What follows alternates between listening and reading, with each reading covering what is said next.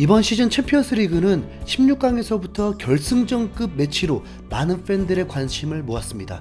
그런데 대진뿐만 아니라 결과까지 그때와 똑같이 나오면서 점점 더 흥미로워지는 중입니다. 16강에서 보는 결승전 무대는 과연 어땠을까요? 파리 생제르맹과 바이에른 뮌헨이 지난 2020년 8월에 챔스 결승전에서 우승컵을 놓고 맞붙은 적이 있죠. 당시 결승은 PSG 출신 선수에 의해서 1대0으로 뮌헨이 승리했는데요. 파리 유소년 팀에서 성장한 코망이 친정팀을 상대로 헤더골을 넣으면서 뮌헨이 트래블을 달성했던 겁니다. 코망은 9살 때부터 파리 유스팀에서 10년 가까이 훈련을 받았고 2013년에는 1군 무대에 데뷔하면서 PSG 역사상 최연소 데뷔를 한 선수로 구단 역사에 이름을 새겼습니다. 흔히 말하는 성골 선수로 팀의 프랜차이즈 스타가 될 수 있었는데 더 많은 출전 기회를 원한다면서 17살의 나이에 팀을 떠났습니다. 그리고 2020년에 친정팀을 만나서 결승전에서 비수를 꽂은 거죠. 그런데 그 결승 매치가 재현된 2023년 챔스 16강 1차전에서 다시 한번 코망이 친정팀인 파리에게 날카로운 일격을 선사했습니다. 선제골이자 결승골을 넣으면서 PSG에게 패배를 안겨준 건데요. 골을 넣고도 세레머니를 자제하면서 친정팀을 배려해주긴 했지만 2020년 결승전 득점도 모자라서 올해 16강전에도 골을 넣다니 파리 입장에서는 정말 뼈아픈 안타까운 결과가 됐습니다. PSG는 이번 1차전을 위해서 최근 부상을 당한 선수들까지도 모조리 소집하는 강수를 뒀습니다. 이번 달 초에는 팀의 최다 득점자인 음바페가 리그 경기에서 다쳐서 3주 동안 결장하게 되었고 지난 컵대회에서는 메시마저 햄스트링 부상을 당했죠.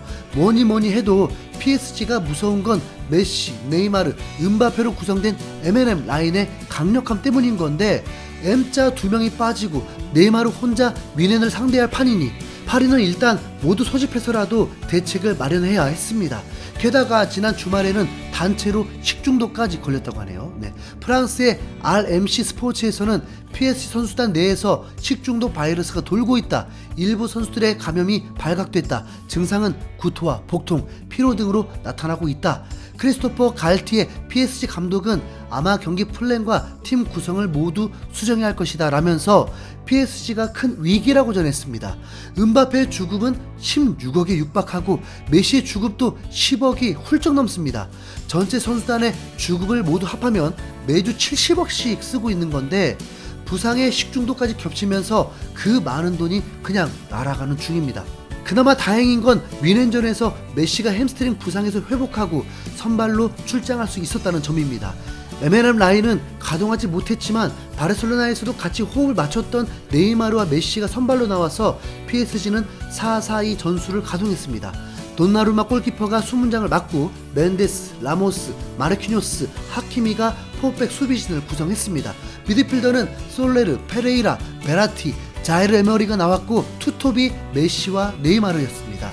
2006년생 만 16살의 어린 선수인 자이르 에메리까지 동원하면서 할 수 있는 최선을 다한 겁니다. 파리 원정에서 이를 상대하는 뮌헨은 3-4-3 포메이션을 썼습니다. 이 포메이션은 듣기만 해도 싫은 포메이션인데 스위스 국대 골키퍼 얀 조머와 파바르, 우파메카노, 데리우트 3백, 칸셀루, 키미, 고레츠카, 코망이 4명의 미드필더를 구성했고 사네, 추포모팅, 무시알라가 3톱으로 뮌헨도 베스트 멤버를 가동했습니다. 확실히 결승전급 매치다운 엄청난 선수들이 모두 나왔는데요. 전반전은 뮌헨의 페이스였습니다.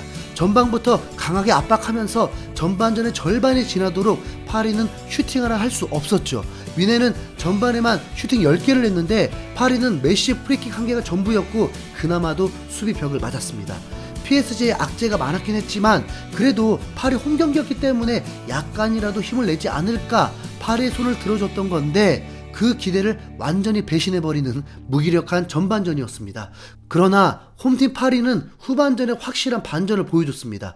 후반전 시작하고 10분 동안은 180도 달라진 경기력으로 점유율도 앞서면서 뮌헨을 압박했는데 이 타이밍에 코망의 골이 터지면서 PSG가 일격을 허용했습니다. 지난 2020년 결승전 무대에 이어서 이번 16강에서도 코망이 친정팀에게 비수를 꽂은 겁니다.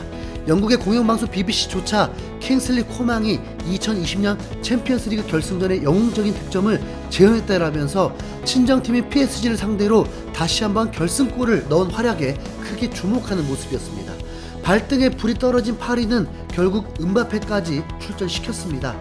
뒤늦게 가동된 M&M 라인은 그 명성대로 매우 강력해서 갑자기 PSG의 슈팅 개수가 확 늘면서 뮌헨의 골문을 압박하게 됐고 유효슈팅이 나오기 시작했습니다. 확실히 음바페가 들어오니까 공격의 속도가 매우 빨라지네요. 음바페 투입 이후 몰아치던 파리는 81분에 동점골을 터뜨렸는데요. 정말 아쉽게도 옵사이드가 되면서 득점이 취소되어 버렸습니다. 반자동 시스템이어서 잡아낸 거지 그냥 볼 때는 거의 동일선상이어서 무승부가 될 수도 있었습니다. 후반 추가 시간에는 뮌헨에서 파바르가 경고 누적으로 퇴장을 당해서 한 2분 정도 10명으로 싸웠지만 그 2분을 잘 견디면서 경기가 끝났습니다. 결국 PSG는 부상을 당했던 메시와 음바페를 모두 출전시키고도 홈에서 0대1로 패배한 겁니다. 프랑스의 맹주인 파리 생제르맹이 안방에서 뮌헨에게 졌다는 건 불리한 원정 경기에서 이겨야 8강 진출이 가능하다는 건데요. 물론 2차전에서는 메시와 음바페가 더 많이 회복될 수 있겠지만 뮌헨에서도 마네가 복귀해서 2차전에 출전할 수도 있습니다. 그나마 기대해 볼 수 있는 건 2021년 챔스 8강의 기억인데요. 당시 1차전이 뮌헨 홈이었는데 PSG가 3대2로 이기면서 2차전 패배에도 원정 다득점으로 준결승에 진출했던 적이 있습니다. 물론 지금은 원정 다득점 없어졌습니다. 매우 어려운 일이지만 가능성이 아예 없지는 않은 거죠. 음바페가 완벽하지 않은 상태로도 뮌헨의 간담을 서늘하게 했는데 2차전에서 부상이 다 회복된다면 정말 무서운 모습일 테니까요. 음바페는 프랑스의 카날 플러스와 경기 후 인터뷰를 하면서 우리는 빠르게 2차전으로 움직여야 한다. 우리는 뮌헨으로 가서 8강행을 이뤄낼 것이다. 선수들은 좋은 컨디션으로 2차전을 맞이해야 한다. 그래서 우리가 공격적인 축구를 펼치면 상대를 불편하게 만들 수 있다라면서 뮌헨의 홈에서 펼쳐지는 2차전에서 승리할 거라고 다짐했습니다. 음바페가 인터뷰에서 말했듯이 선수들의 컨디션 관리가 가장 핵심적인 요소일 것 같은데요. PSG는 주축 선수들의 부상으로 마르세유와의 컵대에서도 패배하고 모나코와의 리그 경기에서도 지면서 기세가 매우 안 좋았습니다. 거기에 홈 경기에서 뮌헨에게 지고 힘겨운 2차전이 예고된 상황. 몸이 다시 건강하게 회복되어야 정신도 금세 회복될 수 있습니다. 카타르 월드컵 우승자와 준우승자가 모두 뛰고 있는 PSG가 유독 챔스와는 인연이 없는 게 신기합니다. 뮌헨과 만났던 2020년 준우승이 역대 최고 기록일 정도고요. 파리는 현재 선수단의 연봉으로만 매년 7천억 이상을 쓰고 있는 건데 단순히 프랑스 리그 우승을 위해서 이 돈을 쓰고 있는 건 아닙니다. 당연히 유럽 대항전, 특히 챔스에서 우승컵을 드는 게 목표일 텐데요. 과연 2차전에서 희망의 불꽃이 다시 살아날 수 있을지 기대됩니다. 영상 재밌게 보셨다면 잊지 말고 좋아요와 구독 부탁드리겠습니다. 이상 흰수염고래였습니다. 감사합니다.